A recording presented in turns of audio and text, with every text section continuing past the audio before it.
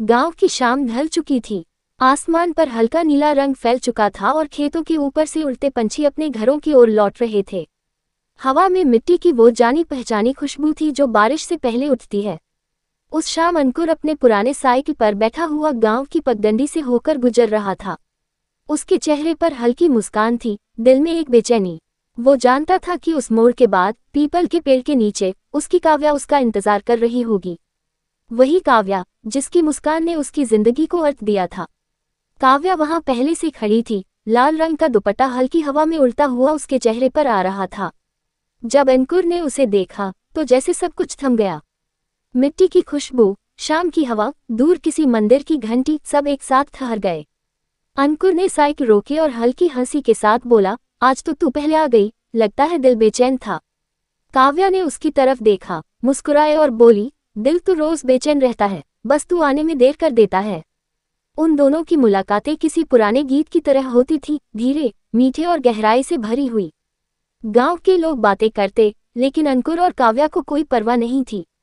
अंकुर शहर जाकर पढ़ाई करना चाहता था, एक नई जिंदगी बनाना चाहता था, ताकि एक दिन वो काव्या को अपने नाम से पुकार सके। पर काव्या की आंखों में एक डर था, एक ऐसा डर जो वो किसी से बांट नहीं पाती थी। एक दिन जब अंकुर ने कहा कि वो अगले हफ्ते शहर जा रहा है, काव्या की आंखों में आंसू भर आए। उसने सिर्फ इतना कहा, शहर मत जाना, वहां जो तेरी राह देख रहा है वो इंसान नहीं, साया है। अंकुर हंस पड़ा, साया? तू फिर अपनी दादी की पुरानी कहानियां सुना रही है? लेकिन काव्या का चेहरा गंभीर था। उसने उसका हाथ पकड़ा, अंकुर, जो तू सोच रहा है वो मजाक नहीं। मेरे घर की हवेली के पीछे जो पुराना कुआं है, वहां हर रात कोई आता है। मैंने देखा है, वो तेरा नाम लेता है। उस रात अंकुर ने उसे समझाने की बहुत कोशिश की। उसने कहा कि वो इन सब बातों पर यकीन नहीं करता, मगर अगले दिन जब वो हवेली के पीछे पहुंचा तो उसकी रूह कांप गई। कुएं के पास जमीन पर किसी ने लाल रंग से उसका नाम लिखा था, अंकुर। पास ही एक पुरानी टूटी चूड़ी पड़ी थी, ठीक वैसी ही जैसी काव्या पहनती थी। अगले कुछ दिनों तक अंकुर बेचैन रहा। वो दिन में ठीक दिखता, मगर रात को उसे लगता कि कोई उसके पीछे पीछे चल रहा है। कई बार उसने महसूस किया कि कोई परछाई उसके कमरे के दरवाजे के पास खड़ी रहती है। एक रात उसने साहस जुटाया और वही किया जो उसे नहीं करना चाहिए था। वो उस हवेली के पीछे गया, ठीक उसी कुएं तक। चांदनी रात थी, हवा में ठंडक थी। उसने नीचे झांका तो गहराई में सिर्फ अंधेरा था। तभी पीछे से एक आवाज आई, कहा था ना, मत आना। उसने पलटकर देखा, काव्या थी। उसके चेहरे पर उदासी थी, आंखें लाल थीं। अंकुर ने पूछा, काव्या, सच क्या है? काव्या ने धीरे से कहा, सच वो है जो तू मानना नहीं चाहता। ये हवेली मेरे खून से जुड़ी है और अब तेरा नाम भी इससे जुड़ चुका है। अंकुर ने हंसते हुए कहा, क्या पागलपन है ये? लेकिन तभी कुएं से एक ठंडी हवा उठी और किसी के फुसफुसाने की आवाज आई, काव्या। अंकुर का चेहरा पीला पड़ गया। काव्या के हाथ कांप रहे थे। उसने कहा, ये वही आत्मा है जिसने मेरे पिता को मारा था और अब ये तुझसे बदला लेना चाहती है। अंकुर पीछे हटने लगा, लेकिन मैं तो इसे जानता भी नहीं। काव्या ने धीरे से कहा, जानता है, क्योंकि तू उस आत्मा का बेटा है। अंकुर हक्का बक्का रह गया।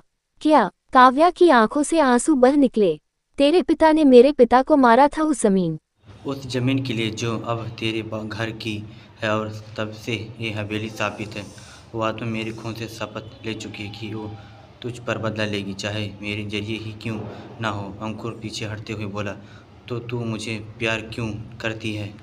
काव्या की आवाज़ टूट गई, क्योंकि मैंने तुमसे वो नहीं देखा जो मेरे पिता थे, मैंने तुझ में वो देखा जो मैं खुद नहीं। एक मासूम बच्चा इंसान। अंकुर ने उसका हाथ पकड़ लिया, तो फिर मुझे मारने की नहीं, उस साए से लड़ने की ज़रूरत है। काव्या ने सिर झुकाया, अगर बात इतनी आसान होती तो मैं तुमसे मिलती ही क्यों?